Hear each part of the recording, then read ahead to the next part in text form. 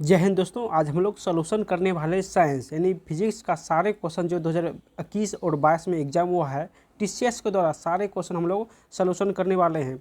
जितने भी क्वेश्चन 20, 21 और 22 में पूछा गया है वो सारे क्वेश्चन टीसीएस का हम लोग साइंस का चैप्टर बाय चैप्टर इस वीडियो में सॉल्यूशन करने वाले हैं। अगर आप लोग एसएससी, एमटीएस या रेलवे की तैयारी करते हैं तो इस वीडियो को आप लोग ज़रूर देख लीजिएगा। सारे क्वेश्चन जो है पूछा हुआ क्वेश्चन है, तो आप लोग इस वीडियो को अंत तक बने रहिएगा। हम लोग सभी चैप्टर को बारी बारी से सॉल्यूशन करेंगे। चलिए, प्रथम चैप्टर है मापन, और इस चैप्टर से पूछा गया लगभग 3 साल का क्वेश्चन जो है बार बार पूछा जाता है, वो सभी हम लोग इस वीडियो में सॉल्यूशन करेंगे। दोस्तों, इस वीडियो को आप लोग एक लाइक कर दीजिएगा और जो भी साथी नए हैं जल्दी से चैनल को सब्सक्राइब कर लीजिएगा।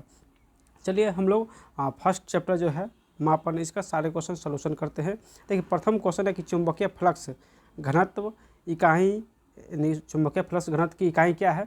तो चुंबकीय फ्लक्स जो है इसकी घनत्व की इकाई जो होता है क्या होता है दोस्तों। तो इसका आंसर हो जाएगा टेस्ला होता है, बी इसका करेक्ट हो जाएगा, जो कि यूपीएसआई 2017 में पूछा गया है। नेक्स्ट है एक प्रकाश वर्ष क्या मापता है। तो हम सभी लोग जानते हैं प्रकाश वर्ष जो है वो दूरी मापता है, तो इसका आंसर हो जाएगा दूरी। प्रकाश वर्ष दूरी का मापक है। नेक्स्ट क्वेश्चन देखेंगे, वर्षा को मापने के लिए किस उपकरण का उपयोग किया जाता है जिसमें वर्षा यानी वर्षा के पानी को इकट्ठा करने के लिए शीर्ष पर एक फनल के साथ मापने वाला सिलेंडर होता है। तो इसका आंसर हो जाएगा दोस्तों ये पायरानोमीटर हो जाएगा। पायरानोमीटर हो जाएगा। सॉरी दोस्तों, वर्षा को मापने के लिए रेनगेज का प्रयोग करते हैं, नहीं रेनगेज हो जाएगा इसका आंसर। नेक्स्ट है आवेग का मात्रक क्या होता है। तो आवेग का मात्रक दोस्तों होता है न्यूटन सेकेंड होता है, तो आंसर इसका डी हो जाएगा न्यूटन सेकेंड। नेक्स्ट क्वेश्चन देखेंगे। नेक्स्ट है प्रतिरोध का एसआई मात्रक क्या होता है। तो प्रतिरोध जो है हम सभी लोग जानते हैं प्रतिरोध का एसआई मात्रक ओम होता है। नेक्स्ट है शक्ति की भौतिक मात्रा का विमीय सूत्र। तो शक्ति का जो विमीय सूत्र होता है दोस्तों वो ml² T−3 होता है, ml² T−3 होता है, यानी बी इसका करेक्ट हो जाएगा। नेक्स्ट है ऊर्जा का एसआई मात्रक क्या होता है। तो कार्य और ऊर्जा दोनों का एसआई मात्रक सेम होता है, तो इसका आंसर हो जाएगा यानी जूल। कार्य और ऊर्जा का एसआई मात्रक जूल होता है। नेक्स्ट तापमान का एसआई मात्रक क्या होता है। तो तापमान का एसआई मात्रक हम सभी लोग जानते हैं केल्विन होता है, निश्चय इसका करेक्ट हो जाएगा केल्विन। नेक्स्ट क्वेश्चन है कि पार्सेक निम्नलिखित में किसका मात्रक है। तो हम सभी लोग जानते हैं पार्सेक जो है सबसे बड़ी दूरी मापक है, ये हो जाएगा इसका करेक्ट आंसर, यानी पार्सेक सबसे बड़ी दूरी मात्रक है। नेक्स्ट क्वेश्चन देखेंगे दोस्तों, इस बुक के नीचे आप लोग को यानी ऊपर क्वेश्चन और नीचे जो है सॉल्यूशन आंसर मिलेगा, तो आप लोग इस बुक को परचेज कर सकते हैं, या आप लोग हमारे टेलीग्राम ज्वाइन करके इस बुक का पीडीएफ भी प्राप्त कर सकते हैं। टेलीग्राम लिंक नीचे मिल जाएगा, या आप लोग NKYGK मास्टर सर्च करके भी टेलीग्राम ज्वाइन कर सकते हैं। चलिए, नेक्स्ट क्वेश्चन है प्रतिबल का एसआई यूनिट निम्नलिखित में से कौन सी है। तो प्रतिबल का एसआई यूनिट जो है दोस्तों ये पास्कल होता है, यानी ए इसका करेक्ट हो जाएगा। बोला निम्नलिखित कथन में से कौन सा कथन जो है वो सही है। तो विद्युत धारा का एसआई मात्रक एम्पियर होता है, जो कि ये बिल्कुल सही है, यानी विद्युत धारा का एसआई मात्रक एम्पियर होता है, ये बिल्कुल सही है। नेक्स्ट क्वेश्चन है कि कैंडेला निम्नलिखित में किस आधार राशि का एसआई मात्रक है, यानी कैंडेला जो है किसकी मात्रक है। तो कैंडेला जो है दीप्त तीव्रता का मात्रक है, दीप्त तीव्रता का मात्रक कैंडेला होता है। घन मीटर किसका एसआई व्युत्पन्न मात्रक यानी इकाई है, यानी घन मीटर किसका मात्रक है व्युत्पन्न। तो घन मीटर जो है आयतन का व्युत्पन्न मात्रक है, यानी आयतन हो जाएगा इसका आंसर। नेक्स्ट है धारा की इकाई निम्न में से क्या है। तो धारा का इकाई जो है ये एम्पियर है, ये इसका करेक्ट हो जाएगा। नेक्स्ट है आरोही क्रम में समय का सही इकाई का चयन कीजिए, यानी बढ़ते हुए क्रम में सही इकाई को चयन कीजिए।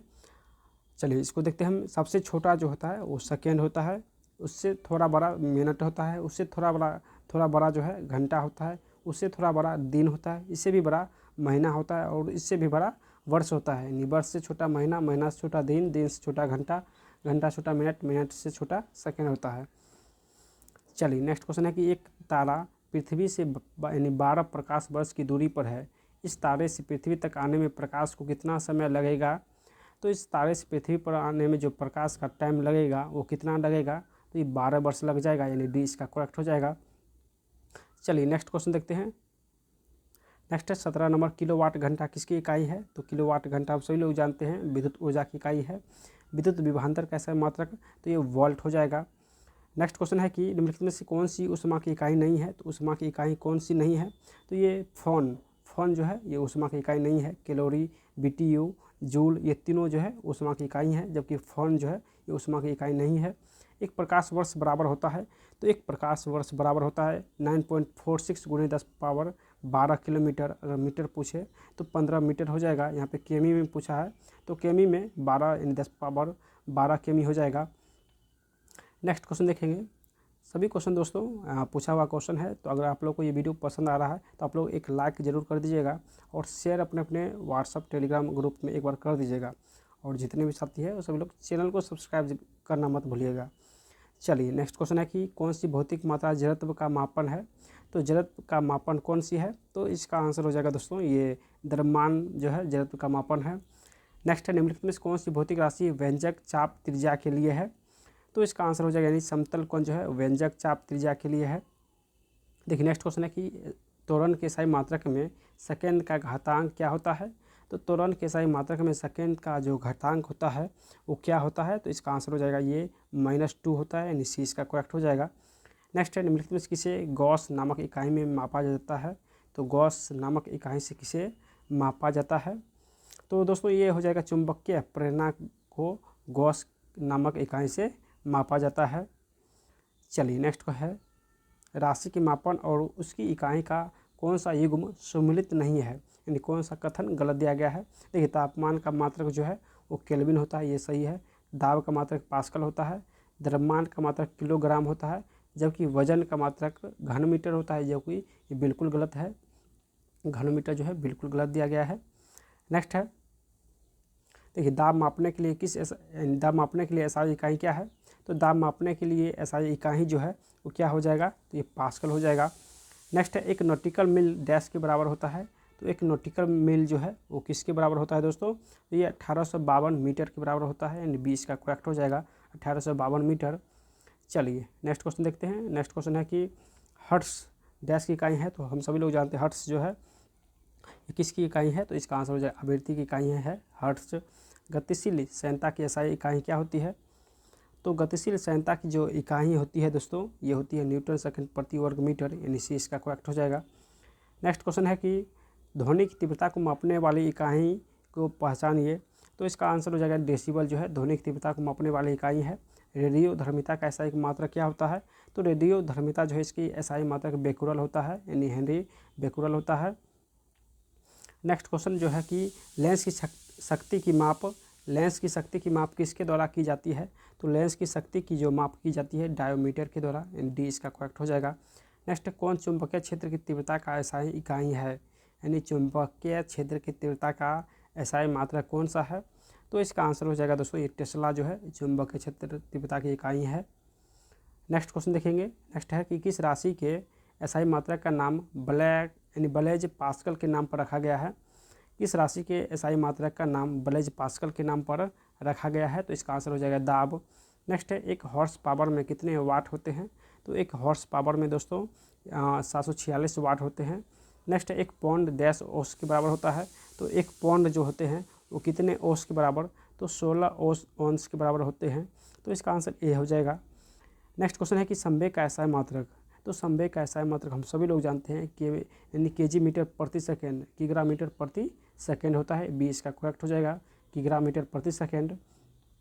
नेक्स्ट क्वेश्चन देखेंगे भौतिक राशि SI मात्रक का निम्न में से कौन सा युग्म सम्मिलित है, तो इसका जो सही आंसर हो जाएगा दोस्तों यानी भौतिक राशि में SI मात्रक में कौन सा सम्मिलित है, कौन सा सही है, तो बल जो है न्यूटन का बल का मात्रा SI मात्रक न्यूटन होता है, जो कि बिल्कुल सही है।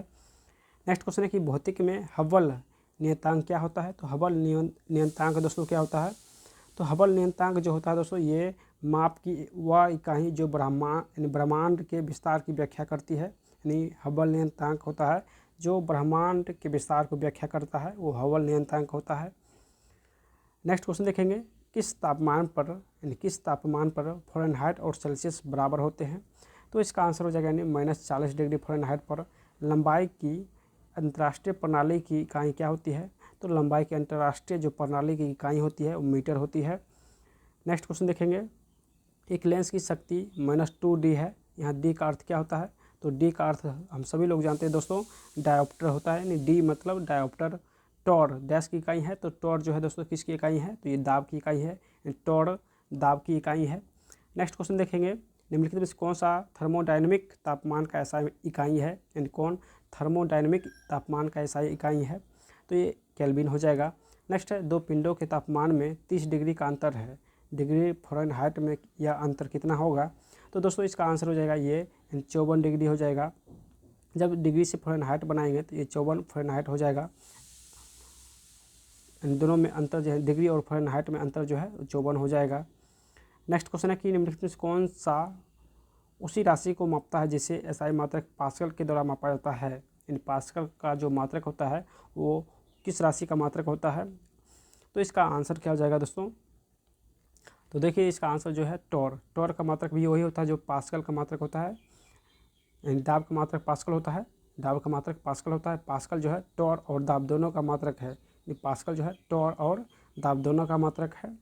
नेक्स्ट है, महो एक पदार्थ की डैश की इकाई है, तो महो जो है किसकी मात्रक है, तो महो दोस्तों ये किसकी मात्रक है, तो इसका आंसर हो जाएगा यानी चालकत्व, यानी चालकत्व का मात्रक जो है महो है। नेक्स्ट क्वेश्चन देखेंगे, देखिए नेक्स्ट जो क्वेश्चन है, 1 कैलोरी ऊष्मा ऊर्जा लगभग डैश जूल यांत्रिक ऊर्जा के बराबर होता है, तो इसका आंसर हो जाएगा दोस्तों यानी 4.2 ऊर्जा के बराबर होता है। Next question, 30 degree Celsius dash kelvin के बराबर होता है, तो 30 डिग्री सेल्सियस जो है कितने केल्विन के बराबर होता है, तो इसमें 273 में अगर हम डिग्री सेल्सियस जोड़ देंगे तो वो केल्विन निकल जाता है, वो केल्विन निकल जाता है। यहाँ पे हम लोग 30 जोड़ेंगे, इसमें अगर हम 30 जोड़ते हैं तो 3 का 3, 7 3 10 2 1 3, 303 केल्विन हो जाएगा, तो इसका आंसर यानी ए हो जाएगा 303 केल्विन। नेक्स्ट क्वेश्चन देखेंगे, डायोप्टर का आप निम्न में किसके साथ जोड़ेंगे, तो डायोप्टर को हम लोग ऑप्थेल्मोलॉजी के द्वारा जोड़ेंगे, ऑप्थेल्मोलॉजी के द्वारा जोड़ेंगे। नेक्स्ट है, इलेक्ट्रॉन वोल्ट डैश की इकाई है, तो इलेक्ट्रॉन वोल्ट जो है दोस्तों 21 की इकाई है, तो इसका सही आंसर हो जाएगा ये ऊर्जा की इकाई है, यानी बी इसका करेक्ट हो जाएगा। नेक्स्ट क्वेश्चन देखेंगे, नेक्स्ट है, किसमें रेखी गति के समान आयाम होते हैं, तो रेखी गति के समान आयाम आवेग में होते हैं। 1 मीटर में कितने माइक्रोमीटर होते हैं, तो 1 मीटर में लगभग 10 लाख माइक्रोमीटर होते हैं, 1 मीटर में 10 लाख माइक्रोमीटर होते हैं। नेक्स्ट क्वेश्चन देखेंगे, वेबर प्रति सेकंड डैश के बराबर होता है, तो वेबर प्रति सेकंड जो है ये वोल्ट के बराबर होता है, यानी ए इसका करेक्ट हो जाएगा वोल्ट के बराबर। नेक्स्ट है, किसी पदार्थ की मात्रा को मापने के लिए निम्नलिखित में से कौन सी एसआई इकाई होता है, एसआई इकाई है, यानी किसी पदार्थ की मात्रा को मापने के लिए कौन सी एसआई इकाई है, तो इसका आंसर मोल हो जाएगा, यानी बी इसका करेक्ट हो जाएगा। कूलाम प्रति सेकंड डैश के समतुल्य होता है, तो कूलाम प्रति सेकंड जो है ये एम्पियर के यानी एम्पियर के समतुल्य होता है। नेक्स्ट है, एसआई उपसर्गों के संदर्भ में 10⁻⁻15 को क्या कहा जाता है, तो 10⁻⁻15 को फेम्टो कहते हैं, यानी 10⁻⁻15 फेम्टो होता है। चलिए नेक्स्ट क्वेश्चन है कि विकल्पों में से उल्लिखित इकाइयों में से कौन सा अन्य की तुलना में सबसे बड़ा है, तो सबसे बड़ा जो है टेरा जो है सबसे बड़ा है, इस ऑप्शन में टेरा सबसे बड़ा है। चलिए नेक्स्ट क्वेश्चन देखेंगे, नेक्स्ट है, प्रकाश की तरंग दैर्घ्य मापने की इकाई क्या है, तो प्रकाश की तरंग दैर्घ्य जो मापने की इकाई है वो क्या है दोस्तों, तो एंगस्ट्रॉम हो जाएगा। अत्यधिक उच्च तापमान मापने के लिए किस उपकरण का उपयोग किया जाता है, तो इसका आंसर हो जाएगा यानी पायरोमीटर का प्रयोग करते हैं, अत्यधिक उच्च यानी तापमान मापने के लिए पायरोमीटर का प्रयोग करते हैं। नेक्स्ट क्वेश्चन देखेंगे, मापन इकाई की सीजीएस प्रणाली की निम्नलिखित में से क्या परिभाषा है, तो मापन इकाई का जो सीजीएस प्रणाली है जिसको सी से सेंटीग्रेड कहते हैं, उसके बाद जी से ग्राम सेंटीमीटर ग्राम और एस से सेकेंड, यानी सीजीएस में मापन में सी को सेंटीमीटर कहते हैं, जी को ग्राम कहते हैं और एस को सेकेंड कहते हैं। नेक्स्ट है, समय का एसआई इकाई, तो समय का एसआई इकाई क्या होता है, तो इसका आंसर हो जाएगा सेकेंड होता है। चलिए नेक्स्ट क्वेश्चन देखते हैं हम लोग। नेक्स्ट क्वेश्चन है कि सही कथन को पहचानिए, तो सही कथन कौन है, तो इसका आंसर है सी हो जाएगा, न्यूटन जो है बल का मात्रक है, जो कि बिल्कुल सही है। नेक्स्ट है, मिलान कीजिए। चलिए हम लोग मिलान करते हैं। देखिए, विद्युत धारा का ऐसा मात्रक हम सभी लोग जानते हैं एम्पियर होता है, विभवांतर का वोल्ट होता है, धारिता का फैराडे होता है, प्रेरकत्व का हेनरी होता है, तो इस प्रकार जो है इसका आंसर हो जाएगा दोस्तों यानी सी।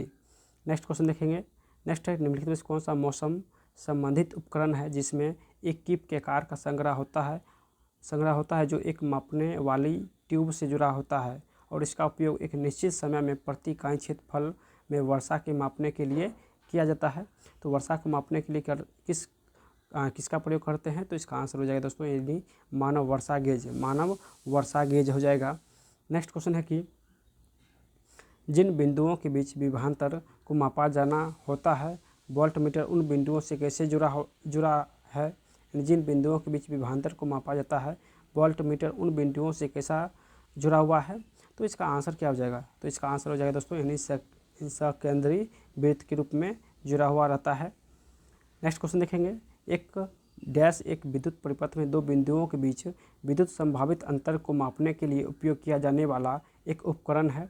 तो एक उपकरण कौन सा है? तो इसका आंसर हो जाएगा दोस्तों यानी वोल्ट मीटर हो जाएगा। वोल्ट मीटर जो है विद्युत परिपथ में दो बिंदुओं के बीच विद्युत को अंतर को मापने के लिए प्रयोग करते हैं, तो यहाँ पे वोल्ट मीटर हो जाएगा इसका आंसर। चलिए नेक्स्ट जो चैप्टर है यांत्रिक, इस यांत्रिक चैप्टर्स के सारे क्वेश्चन हम लोग सोल्यूशन करने वाले हैं। देखिए प्रथम क्वेश्चन है कि समुद्र में तैर रही एक शार्क यह दिखाती है कि, तो ये कौन सी घर्षण होगा? तो इसका आंसर हो जाएगा दोस्तों कर्षण घर्षण हो जाएगा। समुद्र में तैर रही एक शार्क कर्षण घर्षण होता है। बच्चे खेलते समय कैरम बोर्ड पर पाउडर इसलिए छिड़कते हैं क्योंकि घर्षण घटाने के लिए छिड़कते हैं। नेक्स्ट न्यूटन का निम्नलिखित में से कौन सा नियम बल की परिणाम स्वरूप बल की परिणात्मक परिभाषा देती है? तो न्यूटन का कौन सा नियम है? तो गति का दूसरा नियम है। नेक्स्ट क्वेश्चन देखेंगे, डैश बल के प्रास का घातांक 10⁻⁻16 होता है। 10⁻16 किसका होता है? तो इसका आंसर हो जाएगा यानी दुर्लभ नाभिकीय का प्रास जो है वो 10⁻16 होता है। चलिए नेक्स्ट क्वेश्चन है, डैश के अनुसार उस क्षेत्र के द्वारा विभाजित बल के बराबर है जिस पर यह कार्य करता है। तो इसका आंसर हो जाएगा पास्कल के नियम के अनुसार उस क्षेत्र के द्वारा विभाजित बल के बराबर है जिस पर यह कार्य करता है, जो कि SSC CGL 2019 में पूछा गया है। नेक्स्ट है जड़त्व किसके समानुपाती है? तो जड़त्व जो है दोस्तों ये द्रव्यमान के समानुपाती है।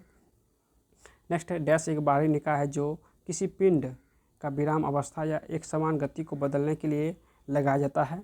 तो एक बाहरी निकाय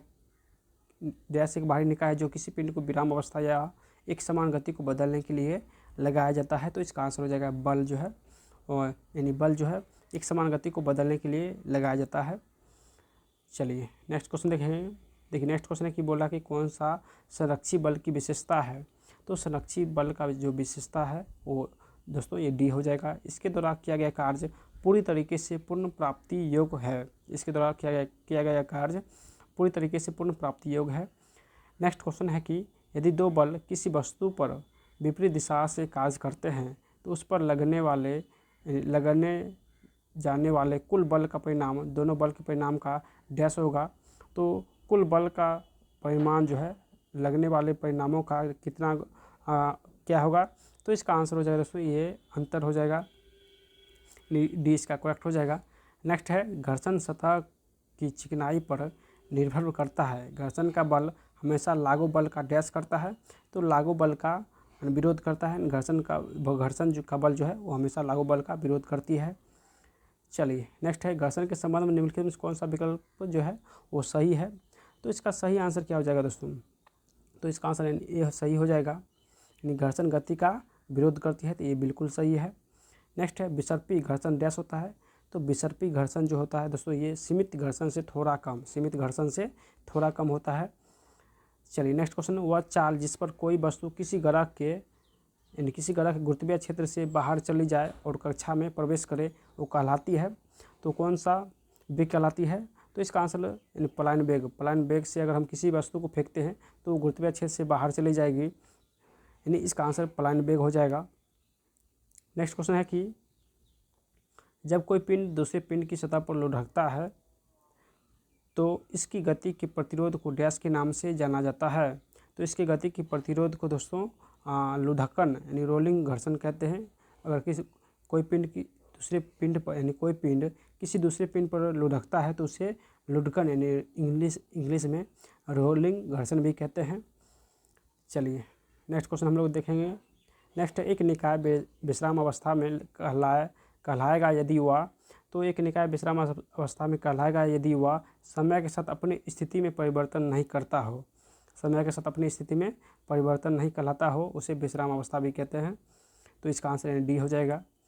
नेक्स्ट है, यदि कोई वस्तु स्थित है या निश्चित वेग से एक सीधी रेखा पर गति कर रही है तो यदि उस पर कोई बाहरी बल नहीं लगाया जाए तो वह अपनी प्रारंभिक अवस्था में ही बनी रहती है। तो ये कथन जो है न्यूटन किस नियम से है?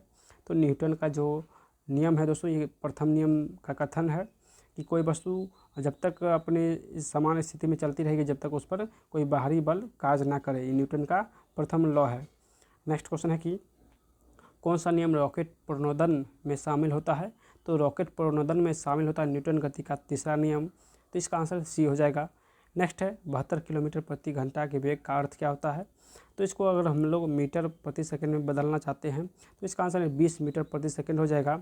यानी 72 को 5/18 से गुना करते हैं तो ये मीटर प्रति सेकंड में बदल जाता है। 18 चौको 72 यानी 5 चौको 20 मीटर प्रति सेकंड हो जाएगा।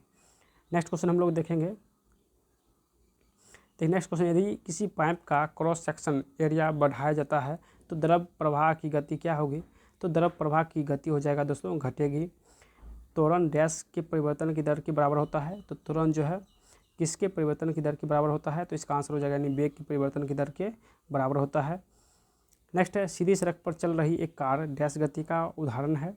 तो दोस्तों ये सरल रैखिक गति का उदाहरण है। नेक्स्ट है, निम्नलिखित में से कौन सा गुण एक समान परिपत्र गति के लिए सही नहीं है?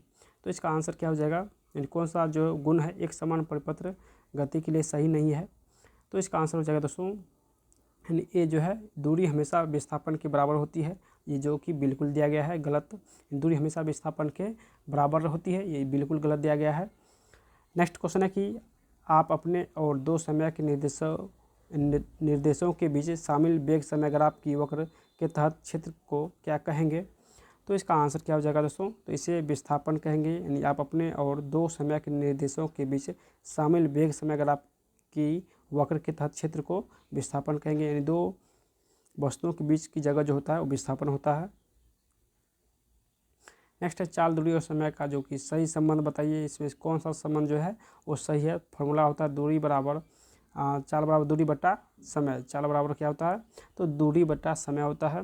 तो इसका सही आंसर हो जाएगा नहीं दूरी बराबर चाल गुने समय हो जाएगा। इसका सही आंसर यानी डी हो जाएगा। चाल बराबर दूरी बटे समय होता है, दूरी बराबर हो जाएगा चाल गुने समय। डी इसका सही आंसर हो जाएगा। नेक्स्ट है, स्थिर गति से दौड़ रही रेलगाड़ी में बैठा यात्री लंबवत ऊपर की दिशा में एक गेंद फेंकता है। वह गेंद कहाँ गिरेगी? तो वह जो गेंद है वो कहाँ गिरेगी? तो ये यात्री के हाथों में गिरेगी। तो इसका आंसर ए हो जाएगा। चलिए नेक्स्ट क्वेश्चन है कि यदि एक गेंद भूमि से 20 मीटर की ऊंचाई से मुक्त रूप से गिरती है तो ठीक ज़मीन में लगने से पहले उनका वेग क्या होगा? तो ज़मीन से पहले उनका जो वेग होगा वो क्या हो जाएगा? तो ये 20 मीटर प्रति सेकेंड हो जाएगा। यानी ए इसका करेक्ट हो जाएगा। नेक्स्ट क्वेश्चन है कि काटने और बेधन उपकरण इसीलिए तीक्ष्ण किए जाते हैं क्योंकि? तो इसका आंसर हो जाएगा दोस्तों ये क्षेत्र को कम करने और दाब बढ़ाने के लिए काटने और बेधन उपकरण वाले जो औजार होते हैं उसको तीक्ष्ण क्यों किया जाता है? तो उसे क्षेत्र को कम करने के लिए और दाब बढ़ाने के लिए किया जाता है। नेक्स्ट क्वेश्चन देखेंगे, उच्च पहाड़ों के शीर्ष पर वायुमंडलीय दाब डैश होता है। तो उच्च पहाड़ों के शीर्ष पर वायुमंडलीय दाब घटता है। डी इसका करेक्ट हो जाएगा। पृथ्वी पर आदमी द्वारा लगाया गया दाब न्यूनतम होता है जब वह नींद की स्थिति में लेटता है तब उस समय यानी उसका दाब न्यूनतम होता है। यानी इसका सही आंसर हो जाएगा बी, नींद की स्थिति में लेटा हुआ स्थिति में जो है उसका दाब न्यूनतम होता है। चलिए नेक्स्ट क्वेश्चन देखेंगे, इकाई सतह क्षेत्रफल पर लंबवत लगने वाली बल निम्नलिखित में से किससे परिभाषित होता है? तो इसका सही आंसर हो जाएगा दोस्तों ये किससे परिभाषित होता है? तो ये जो परिभाषित होता है ये दाब से परिभाषित होता है। चलिए नेक्स्ट क्वेश्चन है, यदि वायुमंडलीय दाब पारे के 76 सेमी से कम हो तो पानी डैश तापमान पर उबलेगा। तो पानी जो है दोस्तों कितने तापमान पर उबलेगा? 100 डिग्री सेल्सियस से कम तापमान पर उबलने लगेगा। नेक्स्ट क्वेश्चन है कि समीकरण भौतिक में दाब को दर्शाता है। कौन सा समीकरण जो है वो दाब को दर्शाता है? तो इसका आंसर हो जाएगा यानी बल बट्टे क्षेत्रफल जो है वो दाब का फॉर्मूला होता है। दाब बराबर बल बट्टे क्षेत्रफल होता है। चलिए नेक्स्ट क्वेश्चन देखते हैं। बैरोमीटर का इस्तेमाल किसे मापने के लिए करते हैं? तो हम सभी लोग जानते हैं कि बैरोमीटर का उपयोग जो है वायुमंडलीय दाब मापने के लिए करते हैं। बी इसका करेक्ट हो जाएगा। दाब का मान प्राप्त करने के लिए आप द्रव में प्रणोद को किससे विभाजित करते हैं? तो द्रव में प्रणोद को किससे विभाजित करते हैं? तो इसका आंसर हो जाएगा क्षेत्रफल से विभाजित करते हैं। बी इसका करेक्ट हो जाएगा। जबकि नेक्स्ट क्वेश्चन है कि समान वायुमंडलीय दबाव और 45 डिग्री अक्षांश पर समुद्र तल पर बर्फ़ का गलनांक कितना होता है? तो इसका सही आंसर क्या हो जाएगा दोस्तों? तो इसका सही आंसर 273.16 केल्विन हो जाएगा। 273.16 केल्विन हो जाएगा। नेक्स्ट है, किस प्रक्रिया से लालटेन या लैंप की बत्ती से तेल ऊपर चढ़ता है? तो इसका सही आंसर केशिकत्व हो जाएगा। नेक्स्ट है, एक क्षैतिज धरातल पर रखी एक द्रव की बूंद पर लगने वाले बल डैश होते हैं। तो ये जो होते हैं यानी पृष्ठीय तनाव के कारण बल होता है और गुरुत्व के कारण बल होता है, यानी ए सी हो जाएगा इसका आंसर। ए और बी दोनों होता है। नेक्स्ट क्वेश्चन देखेंगे। देखिए नेक्स्ट क्वेश्चन जो है, जब एक तरल पदार्थ पर दाब लगाया जाता है तो दबाव परिवर्तन बिना किसी नुकसान के द्रव के प्रत्येक भाग में प्रेषित होता है। निम्नलिखित में से कौन सा नियम इस घटना की व्याख्या करता है? तो इसका सही आंसर क्या हो जाएगा? देखिए इस कौन सा नियम जो है इस घटना को व्याख्या करती है? तो इसका आंसर पास्कल का नियम जो है, जब एक तरल पदार्थ पर दाब लगाया जाता है तो दबाव परिवर्तन बिना किसी नुकसान के द्रव के प्रत्येक भाग में प्रेषित हो जाता है। ये पास्कल के नियम है। नेक्स्ट क्वेश्चन देखेंगे। नेक्स्ट क्वेश्चन है, तैराकों को पानी में तैरने के लिए कौन सा बल मदद करता है? तो दोस्तों तैराकी जो होता है उसको पानी में तैरने के लिए कौन सा बल मदद करता है? तो ये उत्प्लावक बल मदद करता है। तो इसका आंसर सी हो जाएगा, उत्प्लावक बल। नेक्स्ट है, समतल सतह पर गिराए जाने पर जल की बूंदें हमेशा गोल आकार क्यों धारण कर लेती है? तो इसका आंसर हो जाएगा, अणुओं के द्वारा पृष्ठ तनाव के कारण जो है वो गोल आकार धारण कर लेती है। किसी कारण, तो ये पृष्ठ तनाव के कारण जो है वो गोल आकार धारण कर लेती है। नेक्स्ट क्वेश्चन देखेंगे। देखिए नेक्स्ट क्वेश्चन है, किसी तरल माध्यम चाहे गैस या द्रव हो में आंशिक या पूर्णतः डूबी हुई वस्तु पर लगने वाला उत्प्लावन बल उस वस्तु द्वारा विस्थापित तरल के भार के बराबर होता है। यह कौन सा सिद्धांत है? तो दोस्तों ये कौन सा सिद्धांत हो जाएगा? तो ये हो जाएगा आर्किमिडीज का सिद्धांत, यानी आर्किमिडीज का सिद्धांत हो जाएगा। नेक्स्ट है, लैक्टोमीटर जो कि दूध को शुद्धता मापता है, और हाइड्रोमीटर जो कि तरल पदार्थ के घनत्व को निर्धारित करता है। डैश सिद्धांत पर आधारित है, यानी लैक्टोमीटर और हाइड्रोमीटर ये किस सिद्धांत पर आधारित है? तो इसका आंसर हो जाएगा, ये आर्किमिडीज के सिद्धांत पर ही आधारित है, यानी ये इसका सही आंसर हो जाएगा, आर्किमिडीज। चलिए नेक्स्ट क्वेश्चन है कि यदि पानी से भरी कांच की बोतल को ढक्कन से बंद करके फ्रीजर में रख दिया जाए तो क्या होगा? तो दोस्तों इसका आंसर हो जाएगा, अंततः बर्फ़ के कारण कांच की बोतल फट जाएगी, यानी जमने से जो है वो कांच की बोतल फट जाएगी। नेक्स्ट क्वेश्चन है कि आइंस्टीन का द्रव्यमान ऊर्जा संबंधित नियम कौन सा है? यानी आइंस्टीन का जो द्रव्यमान संबंधित फार्मूला है वो कौन सा है? तो इसका आंसर हो जाएगा E बराबर mc² होता है। तो इसका आंसर यानी सी हो जाएगा, E बराबर mc²। नेक्स्ट है कि कुछ नहीं में से कुछ का सर्जन किस नियम के विरुद्ध है? तो कुछ नहीं में से कुछ का सर्जन किस नियम के विरुद्ध है? तो ये द्रव्यमान ऊर्जा का संरक्षण है, यानी बी इसका करेक्ट हो जाएगा। नेक्स्ट है, निम्नलिखित में से किन्हें ऊर्जा संग्रहण के लिए इस्तेमाल किया जाता है? तो ऊर्जा संग्रहण के लिए किसका इस्तेमाल करते हैं दोस्तों? तो ये संपीड़ित वायु, स्प्रिंग, बैटरी, संधारित्र ये सभी का प्रयोग करते हैं। इस प्रकार इसका आंसर ऑल हो जाएगा, यानी ये सभी। नेक्स्ट क्वेश्चन देखेंगे। देखिए नेक्स्ट जो क्वेश्चन है कि बांध के जल में कौन सी ऊर्जा संग्रहित होती है? तो बांध के जल में जो ऊर्जा होती है उसमें स्थितिज ऊर्जा होती है, स्थितिज ऊर्जा होती है। गतिज ऊर्जा का समीकरण कौन सा है? तो हम सभी लोग जानते हैं, यानी गतिज ऊर्जा बराबर 1/2 mv² होता है, यानी ए इसका सही आंसर हो जाएगा। नेक्स्ट क्वेश्चन, ऊर्जा और सहनति के बीच संबंध किसने स्थापित किया था? तो इसका सही आंसर हो जाएगा, ऊर्जा और सहनति के बीच जो संबंध स्थापित किया था ये आइंस्टीन ने। किसने? तो आइंस्टीन ने किया था। तो आंसर इसका 2 हो जाएगा। कार्य करने की दर क्या कहलाती है? तो कार्य करने की दर शक्ति कहलाती है। निम्नलिखित में से कौन गुरुत्वीय स्थितिज ऊर्जा का उदाहरण है? तो इसका सही आंसर हो जाएगा, बांध के पीछे स्थित पानी जो है वो गुरुत्वीय यानी स्थितिज ऊर्जा का उदाहरण है। नेक्स्ट है, जो रुका हुआ जल होता है वो स्थितिज ऊर्जा का उदाहरण होता है। नेक्स्ट है कौन सी ऊर्जा समुद्र से नहीं मिलती है, तो समुद्र से नहीं मिलती है कौन सी ऊर्जा, तो ये भूतापीय ऊर्जा समुद्र से नहीं मिलती है। नेक्स्ट क्वेश्चन है कि एक सीधी रेखा में गति कर रही वस्तु के द्वारा लगाई गई शक्ति बल तथा डैश के गुणनफल के बराबर होता है। तो शक्ति जो है यानी एक सीधी रेखा में गति कर रही वस्तु द्वारा लगाई गई शक्ति बल और किसके गुणनफल के बराबर होता है, तो बल और वेग के गुणनफल के बराबर होता है। नेक्स्ट पृथ्वी की ऊष्मा से प्राप्त ऊर्जा को क्या कहा जाता है, तो पृथ्वी की ऊष्मा से जो प्राप्त ऊर्जा होता है उसे भूतापीय ऊर्जा कहते हैं, यानी इसका करेक्ट हो जाएगा भूतापीय ऊर्जा। नेक्स्ट है बल की दिशा में विस्थापन के साथ बल के गुणनफल द्वारा क्या दर्शाया जाता है, तो दोस्तों ये दर्शाया जाता है कार्य, क्या, तो कार्य दर्शाया जाता है। नेक्स्ट क्वेश्चन है कि नेक्स्ट क्वेश्चन है यांत्रिक ऊर्जा और स्थितिज ऊर्जा और डैश ऊर्जा का योग है, यानी यांत्रिक स्थितिज ऊर्जा और डैश ऊर्जा का योग है। तो इसका आंसर हो जाएगा गतिज ऊर्जा का योग है। नींबू निचोड़ने की मशीन उदाहरण है, तो नींबू निचोड़ने का मशीन जो है द्वितीय श्रेणी उत्तोलक का उदाहरण है। नेक्स्ट क्वेश्चन है कि किसी पिंड की गतिज और स्थितिज ऊर्जा उसकी डैश ऊर्जा के घटक है, तो किस ऊर्जा की घटक है, तो इसका आंसर हो जाएगा यानी यांत्रिक ऊर्जा की घटक है, यानी गतिज ऊर्जा और या स्थितिज ऊर्जा जो है ये यांत्रिक ऊर्जा की घटक है। नेक्स्ट क्वेश्चन है कि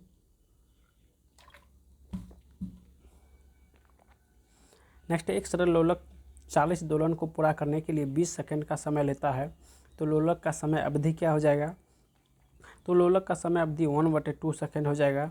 नेक्स्ट निम्नलिखित में किस वस्तु की गति आवर्ती गति के रूप में जानी जाती है, तो आवर्ती गति के रूप में ये लोलक जो है आवर्ती गति के रूप में जानी जाती है। चलिए नेक्स्ट क्वेश्चन देखते हैं। गति जो कुछ समय के बाद खुद को दोहराती है उसे क्या कहते हैं, तो दोस्तों इसे क्या कहते हैं, तो इसे आवधिक गति कहते हैं। एक साधारण लोलक की समय सीमा डैश पर निर्भर करती है, तो एक साधारण लोलक की समय सीमा जो है ये लोलक की लंबाई पर निर्भर करती है। नेक्स्ट क्वेश्चन है कि सीसॉ में किस सरल मशीन का उपयोग किया जाता है, तो सीसॉ में दोस्तों ये उत्तोलक का प्रयोग करते हैं, यानी उत्तोलक का प्रयोग करते हैं। नेक्स्ट है निम्नलिखित में से कौन सा विकल्प क्लास 2 लीवर का उदाहरण है, यानी क्लास 2 लीवर का उदाहरण कौन सा है, तो इसका आंसर हो जाएगा यानी ब्लैक बेरी, यानी व्हील बेरो जो है ये क्लास 2 लीवर श्रेणी का उदाहरण है, तो व्हील बेरो हो जाएगा। चलिए नेक्स्ट जो चैप्टर है गुरुत्वाकर्षण, इसके सारे ऑब्जेक्टिव हम लोग देखने वाले हैं। देखिए प्रथम क्वेश्चन है कि एक अंतरिक्ष यात्री चंद्रमा पर खड़ा है, वह गेंद ऊपर की ओर फेंकता है, तो गेंद क्या होगा, यानी एक अंतरिक्ष यात्री जो चंद्रमा पर खड़ा है वह गेंद ऊपर की ओर फेंकता है, तो गेंद जो है दोस्तों ऊपर जाएगी फिर चंद्रमा की सतह पर वापस आ जाएगी, यानी बी इसका करेक्ट हो जाएगा। नेक्स्ट क्वेश्चन है कि कौन सा संयंत्र तरल पदार्थ के विशिष्ट गुरुत्व को मापता है, तो विशिष्ट गुरुत्व को कौन सा संयंत्र मापता है, तो इसका आंसर हो जाएगा हाइड्रोमीटर। नेक्स्ट एक गतिशील बस में अचानक ब्रेक लगाने से सवारी आगे की ओर झुक जाती है या किस नियम का पालन करती है, तो ये न्यूटन गति के प्रथम नियम का पालन करती है, यानी ब्रेक लगाने से आगे की ओर झुकती है, तो न्यूटन के प्रथम लॉ का ये पालन करती है। नेक्स्ट क्वेश्चन है कि एक बार एक उपग्रह को कक्षा में लॉन्च किया गया था, इसकी गति को नियंत्रित करने वाला एकमात्र बल डैश बल कहलाता है, तो ये गुरुत्वाकर्षण बल कहलाता है, कौन सा, तो गुरुत्वाकर्षण बल हो जाएगा। नेक्स्ट है निम्नलिखित में से क्या पृथ्वी के वातावरण को बनाए रखने में मदद करता है, तो इसका आंसर हो जाएगा यानी पृथ्वी का गुरुत्वाकर्षण बल जो है वो पृथ्वी के वातावरण को बनाए रखने में मदद करता है, यानी ए इसका करेक्ट हो जाएगा। चलिए नेक्स्ट क्वेश्चन है कि जी का मान कितना होता है, तो हम सभी लोग जानते हैं, यानी जी का मान जो कि बचपन से पढ़ते आ रहे हैं 9.8 मीटर प्रति सेकंड स्क्वायर होता है, यानी कैपिटल जी स्मॉल जी का मान 9.8 मीटर प्रति सेकंड स्क्वायर होता है। नेक्स्ट क्वेश्चन है कि पहली बार गुरुत्वाकर्षण तरंगों का पता लगाने के लिए किस उपकरण का उपयोग किया गया है, तो दोस्तों ये लिगो उपकरण का प्रयोग किया गया है। नेक्स्ट कौन सा दूरी पर क्रियाबल है, यानी कौन सा दूरी पर क्रियाबल है, तो इसका जो आंसर हो जाएगा यानी इसका सही आंसर क्या हो जाएगा, तो गुरुत्वाकर्षण हो जाएगा। नेक्स्ट है निम्नलिखित में से किसी ग्रह गति के 3 नियम का प्रतिपादन करने का श्रेय दिया गया है, यानी ग्रह गति के 3 नियम का प्रतिपादन करने का सलाह किया गया है। तो इसका आंसर केपलर हो जाएगा। केपलर ने ग्रह के 3 नियम दिए थे। नेक्स्ट है, निम्नलिखित में से किसने सबसे पहले यह निष्कर्ष निकाला कि निर्वात में सभी वस्तुएं समान त्वरण जी से गिरती है और समान समय पर भूमि पर पहुंचती है। यानी किसने यह निष्कर्ष दिया कि निर्वात में सभी वस्तु समान त्वरण जी से गिरती है और समान समय पर भूमि पर पहुंचती है। तो दोस्तों ये किसने दिया? तो गैलीलियो ने दिया था। तो आंसर इसका 2 हो जाएगा। नेक्स्ट क्वेश्चन देखेंगे, चंद्रमा और पृथ्वी सूर्य के कारण ज्वारभाटा के बारे में कौन सा नियम स्पष्ट है? तो इसका सही आंसर हो जाएगा दोस्तों ये गुरुत्वाकर्षण के नियम जो है, यानी चंद्रमा और सूर्य के कारण जो ज्वारभाटा आता है वो गुरुत्वाकर्षण का नियम का जो स्पष्ट व्याख्या करता है। तो आंसर इसका गुरुत्वाकर्षण का नियम हो जाएगा। प्रत्येक किलोग्राम पर पृथ्वी का गुरुत्वाकर्षण बल लगभग होता है। तो प्रत्येक किलोग्राम पर पृथ्वी का जो गुरुत्वाकर्षण बल होता है दोस्तों ये क्या होता है? तो इसका आंसर हो जाएगा यानी 10 न्यूटन होता है। किसी वस्तु का भार न्यूनतम होता है जब इसे किसी वस्तु का भार न्यूनतम होता है जब उसे रखा जाता है। जब उसे पृथ्वी के केंद्र पर रखा जाता है तो भार जो है न्यूनतम होता है। जी का मान न्यूनतम होता है। तो जी का मान न्यूनतम सबसे जो न्यूनतम होता है वो विषुवत रेखा पर होता है, यानी ए इसका करेक्ट हो जाएगा, विषुवत रेखा। चलिए नेक्स्ट जो चैप्टर है उष्मा का सारे क्वेश्चन हम लोग सलूशन करने वाले हैं। तो आप लोग वीडियो को अंत तक बने रहिएगा। चलिए उष्मा का प्रथम क्वेश्चन है कि देखिए, प्रथम क्वेश्चन, ठोस पदार्थों में उष्मांतर की प्रक्रिया को डैश के रूप में जाना जाता है। तो दोस्तों इसे ठोस पदार्थ में उष्मांतर जो है इस प्रक्रिया को चालन कहते हैं। क्या कहते हैं? तो चालन कहते हैं। ठोस पदार्थ जो उष्मा निकलती है उसे चालन कहते हैं। वायुमंडलीय के ऊर्ध्व निरुद्धव तापमान की प्रक्रिया को क्या कहा जाता है? तो वायुमंडल के ऊर्ध्व तापमान की प्रक्रिया को संवहन कहते हैं। तो इसका आंसर यानी 2 हो जाएगा। नेक्स्ट है, वह प्रक्रिया जिसके द्वारा वायु में जलवाष्प जल की बूंदों में परिवर्तित होती है डैश कहलाती है। तो इसका आंसर हो जाएगा यानी संघनन कहलाती है। बी इसका करेक्ट हो जाएगा। नेक्स्ट क्वेश्चन है कि वाष्पीकरण के फलस्वरूप डैश होता है। तो वाष्पीकरण के फलस्वरूप जो होता है वो शीतलन होता है, यानी 20 का करेक्ट हो जाएगा। चलिए नेक्स्ट क्वेश्चन है कि जिस तापमान पर वायु में जलवाष्प संघनित होना शुरू कर देगा उसे डैश कहा जाता है। तो उसे क्या कहते हैं? तो उसे औष्णांक कहा जाता है। नेक्स्ट है, शीतलन प्रक्रिया द्वारा गैस को द्रव में बदलने की प्रक्रिया को डैश कहा जाता है। तो इसे संघनन कहते हैं, निश्चित इसका करेक्ट हो जाएगा। नेक्स्ट है, हवा में विद्यमान जलवाष्प को डैश के रूप में जाना जाता है। तो हवा में विद्यमान जलवाष्प को दोस्तों इसे आर्द्रता के नाम से, यानी इसे आर्द्रता के नाम से जाना जाता है। नेक्स्ट है, तापमान मापने के लिए उपयोग में लाया जाने वाला उपकरण कौन सा है? तापमान मापने के लिए उपयोग में लाया जाने वाला उपकरण कौन सा है? तो इसका आंसर क्या हो जाएगा? तो इसका आंसर यानी थर्मामीटर हो जाएगा। डी इसका करेक्ट हो जाएगा। फ़ारेनहाइट में जल का क्वथनांक डैश होता है। तो फ़ारेनहाइट में जल का क्वथनांक 212 डिग्री फ़ारेनहाइट होता है। नेक्स्ट है, वाष्पीकरण की प्रक्रिया के बारे में निम्नलिखित में से कौन सा कथन सही है? तो इसका आंसर हो जाएगा दोस्तों, तरल अवस्था गैसीय अवस्था में बदल जाती है। यानी वाष्पीकरण का जो सही उदाहरण है वो तरल अवस्था से गैस अवस्था में बदलना, जिसे वाष्पीकरण कहते हैं। तो आंसर इसका ए हो जाएगा। नेक्स्ट है, निम्नलिखित में से कौन सी वस्तु उष्मागति के सिद्धांत पर कार्य करती है? तो उष्मागति के सिद्धांत पर कार्य करती है ये स्टीम आयरन जो है उष्मागति के सिद्धांत पर कार्य करती है। नेक्स्ट क्वेश्चन देखेंगे, 273 केल्विन वायुमंडलीय दाब पर 1 किग्रा बर्फ को जल में परिवर्तित करने के लिए आवश्यक उष्मा की मात्रा कहलाती है। तो इसका आंसर हो जाएगा दोस्तों, संलयन की गुप्त उष्मा कहलाती है, यानी डी इसका करेक्ट हो जाएगा। नेक्स्ट क्वेश्चन है कि डैश को उस तापमान के रूप में परिभाषित किया जाता है जिस पर संतृप्त तक पहुंचने के लिए वायु को ठंडा करना होगा, यानी स्थिर दाब और स्थिर जल वाष्प की मात्रा पर ठंडा करना होगा। तो उसे क्या कहते हैं? तो उसे दोस्तों यानी औष्णांक तापमान कहते हैं। यानी औष्णांक ताप को उस तापमान के रूप में परिभाषित किया जाता है जिस पर संतृप्त तक पहुंचने के लिए वायु को ठंडा करना होगा। तो औष्णांक तापमान हो जाएगा। चलिए नेक्स्ट क्वेश्चन देखेंगे, डैश में उष्मा गर्म पदार्थ से ठंडे पदार्थ में स्थानांतरित होने वाली ऊर्जा का एक प्रकार है। तो दोस्तों इसका जो सही आंसर हो जाएगा यानी इसका सही आंसर ऊष्मागति हो जाएगा। ऊष्मागति में ऊष्मा गर्म पदार्थ से ठंडे पदार्थ में स्थानांतरित होने वाली ऊर्जा का एक प्रकार है, तो इसका आंसर यानी ऊष्मागति हो जाएगा। नेक्स्ट क्वेश्चन है कि डैश ने ऊष्म प्रवैगिकी के पहले 2 नियमों को संहिताबद्ध किया और कहा कि तापमान को पूर्ण शून्य -273.15 डिग्री सेल्सियस है। उन्हें इसके लिए केल्विन तापमान स्केल के नामकरण से सम्मानित किया गया था। तो इसका जो सही आंसर हो जाएगा दोस्तों, यानी ये विलियम थॉमसन ने जो कि सिद्ध किया था। नेक्स्ट, निम्न किसे ऊष्मागति का पहला नियम भी कहा गया है? तो ऊष्मागति का पहला नियम ऊर्जा संरक्षण के नियम को कहा गया है।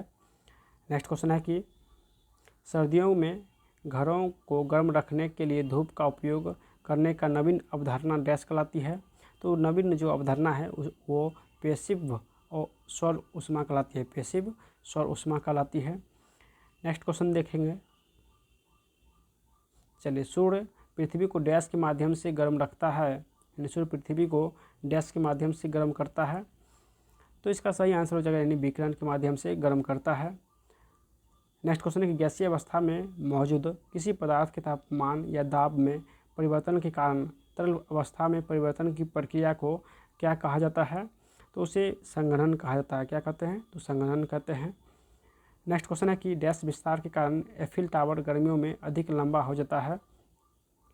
तो इसका जो सही आंसर हो जाएगा यानी तापीय विस्तार के कारण जो है एफिल टावर गर्मियों में अधिक लंबा हो जाता है। नेक्स्ट क्वेश्चन देखेंगे। देखिए, नेक्स्ट क्वेश्चन है कि भौतिक में वह कौन सा नियम है, यानी भौतिक में वो कौन सा नियम है जो यह बताता है कि तापमान और दाब की समान परिस्थितियों में सभी गैसों के समान आयतन में अणुओं की संख्या समान होती है? तो इसका सही आंसर हो जाए यानी एवोगाड्रो का नियम। एवोगाड्रो का नियम जो बताता है कि समान तापमान और दबाव में सभी गैस और यानी सभी गैसों के समान आयतन में अणुओं की संख्या समान होती है। बर्फ़ की गुप्त ऊष्मा जो है कितनी होती है? तो बर्फ़ की गुप्त ऊष्मा जो है दोस्तों कितनी होती है? यानी 540 किलो प्रति ग्राम मीटर होती है, यानी सी इसका करेक्ट हो जाएगा। सॉरी दोस्तों, हाँ, पानी का 540 होता है, जबकि बर्फ़ का जो है वो 80 किलो प्रति ग्राम मीटर होता है, यानी बी इसका करेक्ट हो जाएगा। फ़ारेनहाइट पैमाने पर भाप बिंदु क्या है? तो फ़ारेनहाइट पैमाने पर भाप बिंदु 212 डिग्री फ़ारेनहाइट होता है, यानी सी इसका करेक्ट हो जाएगा। नेक्स्ट क्वेश्चन देखेंगे।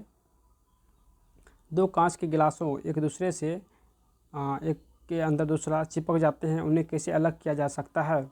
तो उन्हें अलग करने के लिए दोस्तों ये बाहरी गिलास को गर्म पानी में डाल देंगे, वो दोनों गिलास एक दूसरे को यानी अलग हो जाएगा। जो चिपका हुआ है वो दोनों गिलास अपने दूसरे को छोड़ देगा गर्म, यानी बाहरी गिलास को गर्म करने पर। चलिए, नेक्स्ट है नमक को बर्फ़ के साथ मिलाने में हिमांक क्या हो जाएगा? तो हिमांक जो हो जाएगा वो घट जाएगा। नमक को बर्फ़ के साथ मिलाने से हिमांक घट जाएगा। चलिए, नेक्स्ट क्वेश्चन देखेंगे। नेक्स्ट जो है दोस्तों ध्वनि, और इसका सारे क्वेश्चन हम लोग सॉल्यूशन करने वाले हैं ध्वनि का। चलिए, ध्वनि का प्रथम क्वेश्चन है कि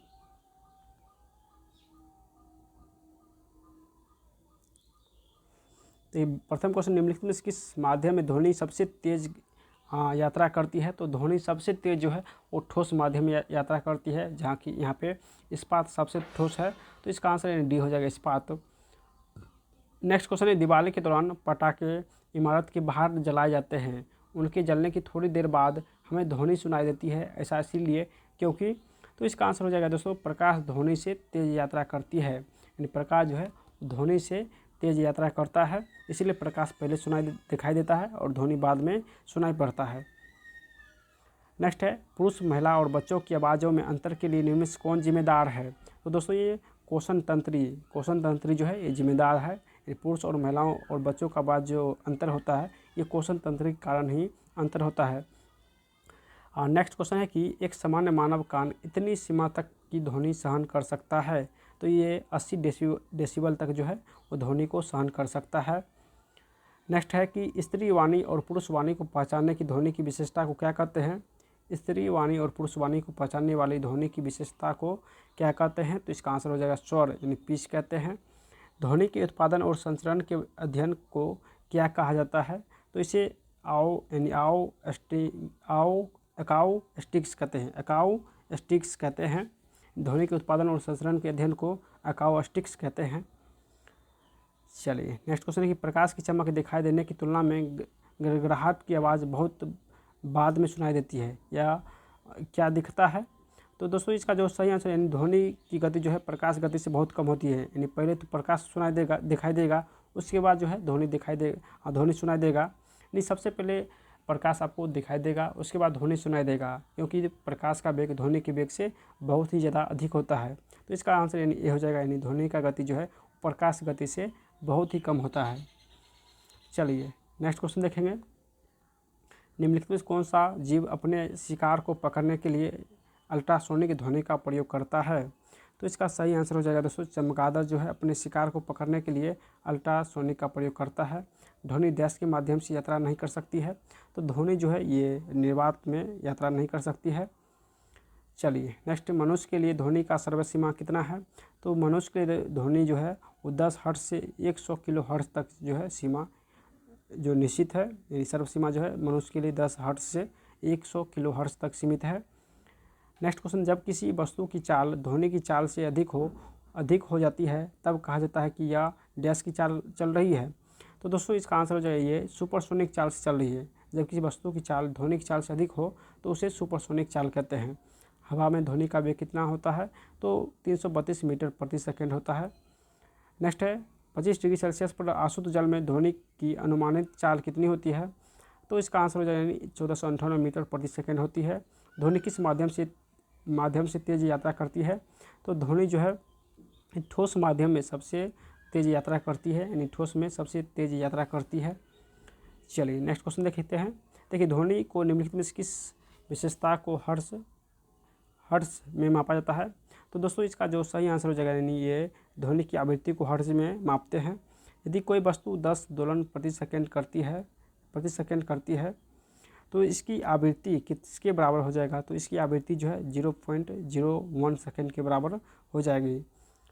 चलिए नेक्स्ट है, निम्नलिखित में से किसका कंपन केवल विषम स्वर उत्पन्न करता है? तो विषम स्वर उत्पन्न करता है बंद आर्गन पाइप में एक वायु स्तंभ करता है। ध्वनि प्रबलता की इकाई क्या होती है? तो इसका इकाई उपरोक्त सभी होता है, बेल, फोन, डेसिबल, ये सभी ध्वनि प्रबलता की इकाई है। नेक्स्ट डैश तरंग में दृश्य प्रकाश तरंग, एक्स किरण, गामा किरण, रेडियो तरंग, सूक्ष्म तरंग, पराबैंगनिक और अवरक्त तरंग शामिल है। तो इसका सही आंसर हो जाएगा यानी विद्युत चुम्बकीय तरंग में ये सभी शामिल है, यानी इसका सही आंसर सी हो जाएगा। नेक्स्ट क्वेश्चन देखते हैं। देखिए नेक्स्ट क्वेश्चन है कि डैश को ऊष्मा तरंग के रूप में भी जाना जाता है। तो ऊष्मा तरंग के रूप में अवरक्त किरण को जाना जाता है। नेक्स्ट, एक तरंग के लिए तरंगदैर्घ्य का आवर्तकाल से विभाजन डैश के तुल्य है। तो आवर्तकाल का विभाजन जो है किसके तुल्य है? तो इसका सही आंसर हो जाएगा यानी तरंग वेग का तुल्य है, तरंग वेग इसका सही आंसर हो जाएगा। नेक्स्ट है, वायु के तापमान में परिवर्तन से ध्वनि का निम्नलिखित में कौन सा गुण प्रभावित होता है? यानी वायु के तापमान में परिवर्तन से ध्वनि का कौन सा गुण प्रभावित होता है? तो इसका आंसर हो जाएगा तरंगदैर्घ्य प्रभावित होता है।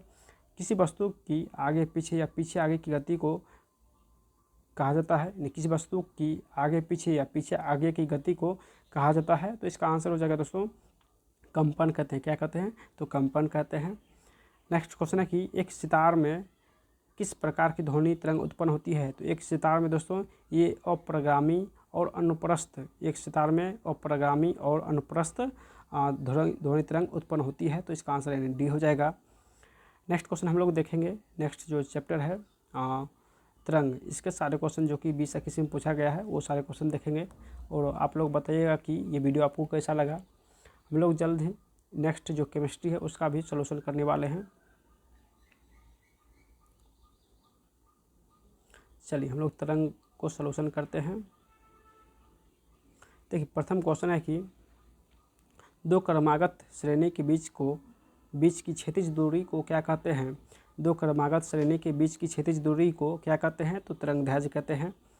नेक्स्ट क्वेश्चन है कि वह दर जिस पर कोई तरंग पानी में चलती है और नॉट में मापी जाती है कहलाती है?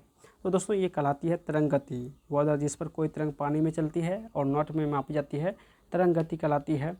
निम्नलिखित में उच्च आवृत्ति की विद्युत चुम्बकीय तरंग कौन सी है? तो इसका आंसर हो जाएगा यानी गामा किरण जो है उच्च आवृत्ति की विद्युत चुम्बकीय तरंग है। नेक्स्ट क्वेश्चन है कि निम्नलिखित में कौन सही है। तो कौन सही है दोस्तों, तो इसका आंसर यानी बी हो जाएगा। किसी विशेष क्षण में एक ही चरण वाली तरंग में दो बिंदुओं के बीच की न्यूनतम दूरी को तरंगदैर्घ्य कहा जाता है, यानी बी जो है करेक्ट है। और अभी तक आप लोग उस चैनल को सब्सक्राइब नहीं किए, जल्दी चैनल को सब्सक्राइब कर लीजिए ताकि नेक्स्ट वीडियो का नोटिफिकेशन आपको तुरंत मिले। नेक्स्ट क्वेश्चन है कि रडार सिस्टम में उपयोग की जाने वाली तरंग डैश तरंग है। तो दोस्तों इसका सही आंसर हो जाएगा दोस्तों यानी माइक्रो। रडार सिस्टम में जो प्रयोग किया जाता है तरंग, वो माइक्रो तरंग का प्रयोग करते हैं। कौन ध्वनि तरंगों की एक विशेषता नहीं है, तो एक विशेषता ये दीप्ति नहीं है, जबकि वेग तरंगदैर्घ्य आयाम होता है, जबकि दीप्ति ध्वनि तरंग में नहीं होता है। नेक्स्ट क्वेश्चन देखेंगे। देखिए नेक्स्ट क्वेश्चन है कि एफएम प्रसारण बैंड डैश के बीच होता है। तो एफएम प्रसारण बैंड जो है ये किसके बीच होता है, तो इसका आंसर यानी VHF रेंज के बीच होता है, यानी इसका आंसर ए हो जाएगा VHF रेंज के बीच। नेक्स्ट है रेडियो तरंग का वेग कितना होता है। तो रेडियो तरंग जो है इसका वेग होता है 3 × 10⁻8 मीटर प्रति सेकेंड, 3 × 10⁻8 मीटर प्रति सेकेंड। नेक्स्ट है विद्युत चुम्बकीय स्पेक्ट्रम प्रकाश की पूरी श्रृंखला का वर्णन करता है, जिसे आमतौर पर तरंगदैर्घ्य के डैश क्षेत्रों में ऊर्जा और आवृत्ति में वृद्धि के क्रम में विभाजित किया जाता है। तो इसका जो सही आंसर हो जाएगा यानी 7 हो जाएगा, यानी 7 क्षेत्रों में ऊर्जा और आवृत्ति में विभाजित किया जाता है। नेक्स्ट है कि निम्नलिखित में से कौन सा तकनीकी हमारे शरीर के अंदर के अंगों और संरचनाओं को देखने के लिए एक बड़े चुंबक और रेडियो तरंग के संयोजन का उपयोग करती है। यानी कौन सा तकनीक जो है वो हमारे शरीर के संरचनाओं को संयोजन करने के लिए प्रयोग किया जाता है। तो इसका सही आंसर हो जाएगा दोस्तों यानी ये magnetic resonance imaging, magnetic resonance imaging MRI। Next question देखते हैं। देखिए नेक्स्ट क्वेश्चन जो है निम्नलिखित में से किस प्रकार का विकिरण लगभग 300 गीगाहर्ट्ज से 3 किलोहर्ट्ज की आवृत्ति वाले या समतुल्य लगभग 1 MN से 100 किलोमीटर तक की तरंगदैर्घ्य वाली विद्युत चुम्बकीय स्पेक्ट्रम के एक भाग को निर्देशित करता है। तो इसका सही आंसर हो जाएगा दोस्तों रेडियो तरंग, यानी इसका सही आंसर हो जाएगा। चलिए नेक्स्ट क्वेश्चन है।